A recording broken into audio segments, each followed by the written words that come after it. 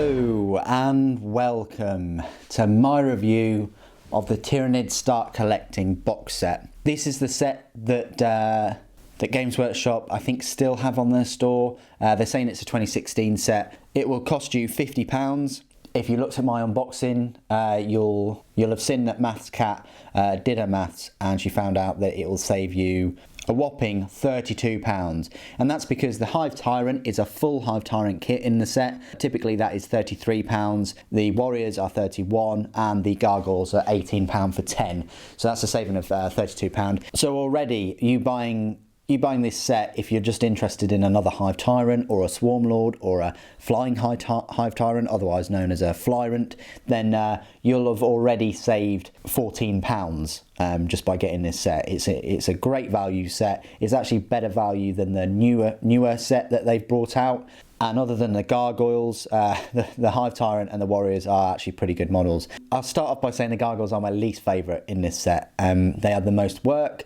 They have the most mould lines, they're fiddly, they're on these bases, they're a bit of a pain. However, because the Hive Tyrant and the Warriors are so good, I don't think you should overlook the set just because it's got one terrible model set in there. I might have mentioned in my unboxing how old the Gargoyles are, but in my opinion I think they need a bit of a refresh. Maybe even combine them with the Termagant set and have one, but put the wings in there as well, so that if you were to get another one of these sets, then you could just have Termagants instead and just not put the wings on. But Termagants have legs and these do not, so I understand why they sort of opted for a completely different sprue than the others. But they look quite similar anyway, just flying versions, but without the legs obviously. So the Gargoyles are my least favourite in the set, and rules wise they're not the best. As I said in their review, and I've reviewed all of these models individually now, as I said in my review of the Gargoyles, I just wish rules wise they kind of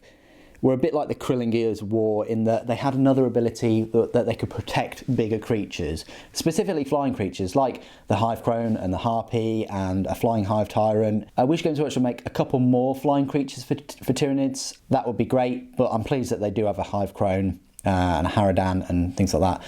But yeah, if they had an ability where they protected those big monsters, gave them a better save, an invulnerable save, allocate wounds to them, or even a -1 hit modifier, something like that, I think that would have been a great addition, and make them a bit more useful and given them another reason to take them, rather than just like a harassing unit that you need 20 of them to pull off, you know, minus hit rolls in close combat and stuff like that. The Warriors are fantastic. I can't say enough good things about them. These guys here, particular loadout is the Flesh Devourers. You can then get a Venom Cannon in there, which is strength 8, 36-inch range weapon. So that's a good sort of loadout to go for, to try and get that cannon.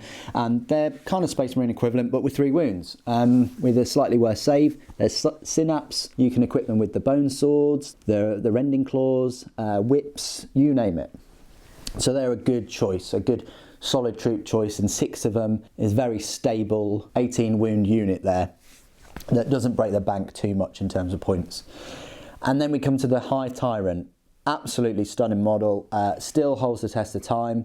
I don't think it's that old, but it certainly has lasted well.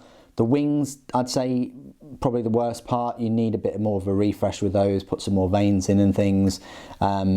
When you paint it and wash it, it's not going to grab that much detail off them. The Hive Crone wings though are pretty good from what I've seen. But yes, you can have this Hive Tyrant as a walking Hive Tyrant, as you can see on the box there, with a big bone sword and a whip, and then a Venom Cannon, I think it is. Or you can have it as a Swarm Lord with all those swords, and you know, put him in a drop pod, you know, a Tyrannocyte, and boost him down, and he's going to make mincemeat of a lot of sort of multi-wound creatures, and he's going to be quite survivable and give you a new anchor point for your Synapse too. I've just gone for the Flyrant version, so no sort of ranged weapons with this. I do like the idea of Flying Hive Tyrants and just him whipping about and being able to close that gap and provide Synapse support where he can. And after Mortarion, I sort of really like the the idea of more wings on my models. So that's the Hive Tyrant. I can't say enough good things. Even if you were to buy them separately, it's fantastic. I think it's a 2-sprue model, I think.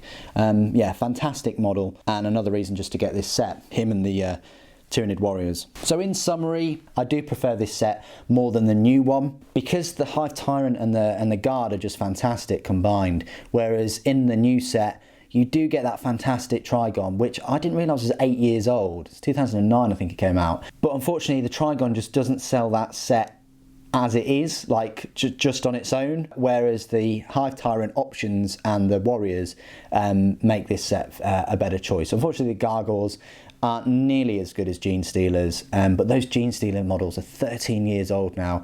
They desperately need a rehash and a change, and the Broodlord, although it is a very decent new-ish model, it is only monopose. You can't take many options, so that's overall why I just prefer this older set. But it's nice for people that are just getting into Tyranids like myself to go for the newer Start Collecting set that does have the Trigon options in there. And as a little side note, you do save more money getting this older set than the new one, if that's something you take into consideration. But you can't really go wrong with both sets. If you're starting out and you haven't got any Gene Stealers or Broodlord or a Trigon, the new set is great. Personally though, I'd probably, if you can get hold of this set still, I'd still go for it, and I'd suggest that you try and get this set first. It does a great job of introducing you into the Tyranid models. It means that when you get to the Gene Stealer stage, you're not going to be annoyed with all the mould lines and things. The Broodlord is going to be a fresh air because it's just going to be a monopose model that's going to be straightforward to build, and you're going to have heaps and heaps of fun building that Trigon or Morlock or whatever you choose it to be because of your experience from building a Hive Tyrant. And that's all I really wanted to say about the Start Collecting Tyranids box set, the older one from 2016. What do you guys think of it? Have you got it? What's your favourite model in the set? Please do put it in the comments below. It'd be great to hear your thoughts and opinions. Thank you ever so much for joining me today. Thank you for watching. For the Norn Queen.